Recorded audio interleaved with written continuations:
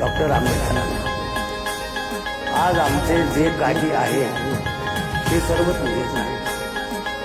आज आमचे जे काही आहे ते सर्व तुझेच आहे. ते जगणे आणि मरणे, ते शब्द आणि ही जे सुख आणि दुःख, ते स्वप्न आणि वास्तव, ही भूक आणि तहान, सर्व पुण्याई तुझीच आहे.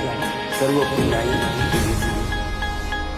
हाय विचार दुबळा वारा निर्दयतेने करीतो मारा.